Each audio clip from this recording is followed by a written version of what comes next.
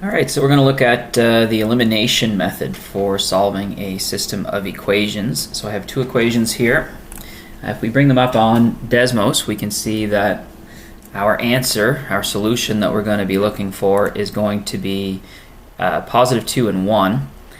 Now, what we want to do is say, if I just look at the blue line, if I were to multiply both sides or divide both sides by -1, that would end up flipping all of the signs, and I would get minus y equals positive x subtract 3. And what I want everyone to notice is that when I turn these lines on and off, they are actually coincident lines. They're the same line. Because I performed the operation on both sides of my equation and I did it to every single term, my equation is still true. I'm still using the same line.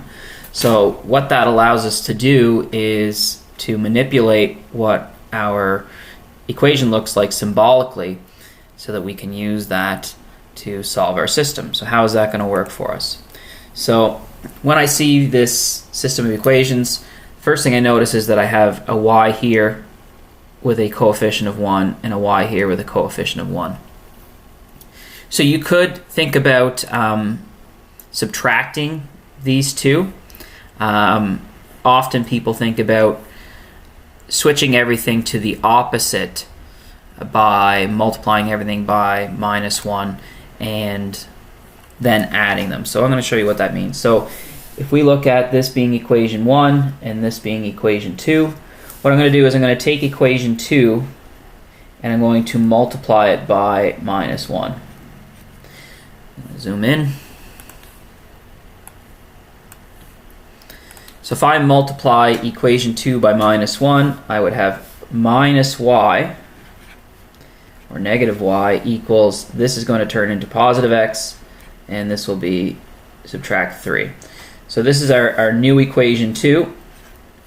And now what we have is, in the first equation we have positive 1y, and in the second equation, also on the left side of the equation, we have a negative 1y. So what that allows us to do is rewrite our equations and add them together. So if I write the first one down, if I take equation 1, it's 2x plus y equals 5. And I'm going to write the second equation, but I'm going to line up the equal signs this time. So I have this version of the second one where I have minus y, and that's equal to positive x subtract 3. So what I'm going to actually do to these equations is I'm going to add them. So I'm going to add equation 1 and 2. So what that is going to give us is 2x plus, well, this is like having a 0 here. So I still have 2x. This is the trick. This is the idea of elimination. Positive y added to negative y is going to give me 0.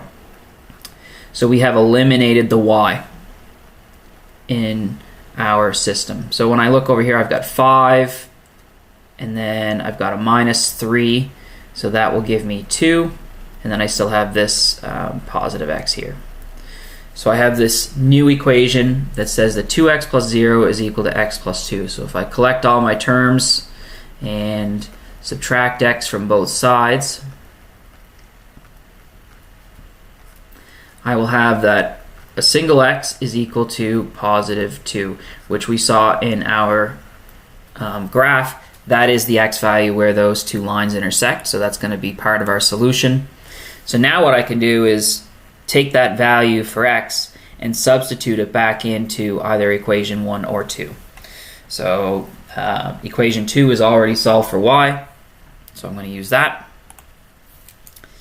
So I'm going to substitute for equation 2, so I'm going to write y is equal to positive 2 from here, taking my x answer that I had from my elimination process, and I'm going to add 3 to it. So when I simplify this, I get y equals -2 plus 3, which gives us that y has to be positive 1. So there is the second part of our solution. So to finish off this question, our solution that we're looking for, the point where these two lines cross, our x value is 2, so that goes first, and our y value is going to be positive 1. And if you're doing a quiz or something, you have time, you should go back and verify both of these into those equations. Excuse me.